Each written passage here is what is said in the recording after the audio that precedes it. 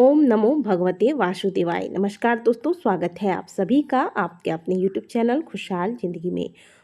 दोस्तों, कार्तिक मास में शुक्ल पक्ष की नवमी तिथि पर आंवला नवमी या फिर अक्षय नवमी का व्रत रखा जाता है। और जो लोग इस दिन व्रत नहीं रखते वो भी आज के दिन आंवला पूजन करते हैं। कहा जाता है आज के दिन आंवले के पत्तियों में भगवान विष्णु साक्षात रूप से निवास करते हैं। आज के दिन आंवले के दीप का दान करना, आंवला दान करना, आंवले का सेवन करना, आंवले को सींचना तथा आंवले की परिक्रमा करना, आंवले के वृक्ष के नीचे ब्राह्मणों को भोज कराना, यह अक्षय फलों की प्राप्ति कराता है। आंवला नवमी के दिन अगर ब्राह्मण भोज आंवले के वृक्ष के नीचे कराया जाए तो इससे साक्षात लक्ष्मी का वास आपके घर में होता है, साथ ही गौदान के समान फलों की प्राप्ति होती है। तो चलिए जानते हैं आंवला नवमी पर आंवला का पूजन आपको किस दिन करना है, किस प्रकार से करना है, आंवला पूजन की विधि क्या है और इस दिन आपको कौन से विशेष कार्य अवश्य ही कर लेने चाहिए। आंवला नवमी का पूजन प्रत्येक वर्ष की तरह इस वर्ष भी कार्तिक मास के शुक्ल पक्ष की नवमी तिथि को किया जाएगा। और इस दिन आपको पूजन में क्या क्या सामग्रियां लेनी है पहले ये जानते हैं। सबसे पहले 1 लोटा जल ले लीजिएगा।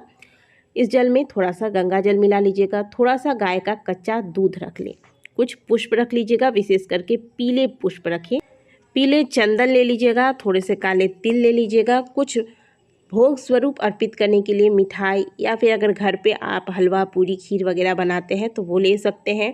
धूप दीप ले लीजिएगा। आज के दिन आंवले के नीचे दीपदान किया जाता है। यह दीपक अगर आप आंवले का लेते हैं तो अच्छा है, लेकिन अगर आंवले का दीपक नहीं ले पा रहे हैं तो आप अन्य भी कोई भी दीपक ले सकते हैं, मिट्टी का दीपक ले सकते हैं।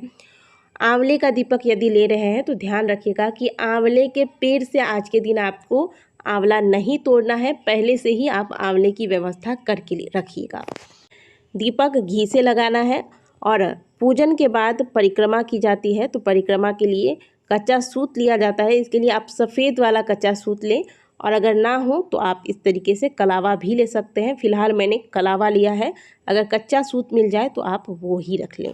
और कुछ दक्षिणा आपको रख लेना है। आंवला नवमी की पूजा आपको प्रातःकाल करनी है। लगभग आप 6 से 7:30 बजे तक यह पूजन कर लें। घर में यदि आंवले का पौधा लगाया है आपने तो आप वहाँ करें, लेकिन हमारी माने तो आप किसी विशाल आंवले के पेड़ के नीचे ही यह पूजन करें तो यह ज़्यादा अच्छा होगा।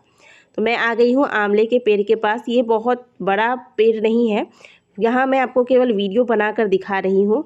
बाकी मैं जब पूजन करती हूँ तो हमारे घर के पास आश्रम है, वहाँ बहुत विशाल पेड़ है आंवले का, मैं वहीं जाके पूजन करती हूँ। फिलहाल मैं यहाँ आ गई हूँ, आपको पूजन करके दिखाती हूँ। पूजा से पहले आप आंवले का जो पेड़ है वहाँ आसपास सफाई कर लें। आंवले के जड़ के पास अच्छे से सफाई करके थोड़ा सा पानी छिड़क कर यहाँ इस जगह को हो सके तो नीप लीजिएगा। तो यहाँ पहले से पूजा हुई थी, किसी ने पूजा किया था, तो ये सूखी पत्तियाँ वगैरह मैं यहाँ से हटा लेती हूँ, थोड़ा सा जल छिड़क दूँगी, इसके बाद मैं ये पूजा आरम्भ करूँगी। यह पूजन मैंने आपको पहले भी बताया कि आवश्यकता नहीं है कि किसी को व्रत रख कर ही अब पूजन करना है, बिना व्रत रखे भी इस पूजन को कर सकते हैं। तो चलिए पूजन आरंभ करते हैं। पूजा करते वक्त आप सर पे पल्लू रख लीजिएगा और भगवान विष्णु का ध्यान करते हुए सबसे पहले गाय का कच्चा दूध आप थोड़ा सा ले लीजिएगा, इससे आप आंवले को सींचेंगे। तो सबसे पहले ओम नमो भगवते वासुदेवाय बोलते हुए गाय का कच्चा दूध आंवले को अर्पित कीजिएगा। इसके बाद शुद्ध जल अर्पित किया जाता है, तो जल आप घर से ही भर के ले जाइएगा और इसमें थोड़ा सा गंगा जल भी अवश्य मिला लें। इसके बाद फिर से ओम नमो भगवते वासुदेवाय का ध्यान करते हुए यह जल आंवले के वृक्ष में आपको अर्पित करना है। जल आप जब चढ़ाएंगे थोड़ा सा झुक कर फिर यह जल आप चढ़ाएं। आंवले के पेड़ की पूजा क्यों करते हैं? क्योंकि इसमें भगवान विष्णु का साक्षात वास आज के दिन होता है, तो इसीलिए भगवान विष्णु को पीले चंदन अर्पित किए जाते हैं, तो इसलिए हम यहाँ पे पीले चंदन ही चढ़ाएंगे। यहाँ आप देख सकते हैं सिंदूर चढ़ाया हुआ है, लेकिन मैंने सिंदूर नहीं अर्पित किया है। आप भगवान विष्णु के निमित्त यह पूजन कर रहे हैं तो पीले चंदन का ही प्रयोग करें, या फिर आप हल्दी भी ले सकते हैं। इसके बाद पीले पुष्प अर्पित करेंगे। दोस्तों, कहा जाता है कि आज के दिन आंवला पेड़ के नीचे भोजन बनाकर ब्राह्मण भोज कराया जाता है और स्वयं भी इस भोजन को प्रसाद स्वरूप लिया जाता है। तो यदि आप ये कार्य नहीं कर सकते हैं, आंवला के पेड़ के नीचे भोजन नहीं बना सकते, तो आप घर से ही कुछ भोजन बनाकर ले जाएं और वहाँ पर जो भी आपको कोई दिख जाए, कोई बालक दिख जाए, कोई पंडित जी दिख जाए, तो उन्हें आप यह प्रसाद स्वरूप खिला दें। नहीं होता है तो कम से कम स्वयं वहाँ भोजन कर लें, इतना आप ज़रूर कर लीजिएगा। तो आप हलवा पूरी, खीर पूरी इत्यादि बनाकर ले जा सकते हैं। शुद्ध सात्विक भोजन ले जाना है और यही आपको प्रसाद स्वरूप वहाँ अर्पित भी करना चाहिए। यहाँ पे मैंने लड्डू चढ़ाया है। आप उस दिन जब पूजन कीजिएगा तो प्रयास कीजिएगा कि आप अपने लिए कुछ भोजन यहाँ से ज़रूर बना कर लेकर जाएं और पूजन परिक्रमा इत्यादि करने के बाद वहाँ आंवले के छांव में बैठकर भोजन अवश्य करें। तो भगवान को भोग अर्पित कीजिएगा। इसके बाद दीपदान करना है तो एक दीपक आप घी का जला दीजिएगा। यहाँ पे मैंने आंवले का दीपक लिया है, आप चाहें तो आंवले का दीपदान करें यहाँ पर, नहीं तो आप मिट्टी का दीपक ले लें। सुगंधित धूप दिखा दें।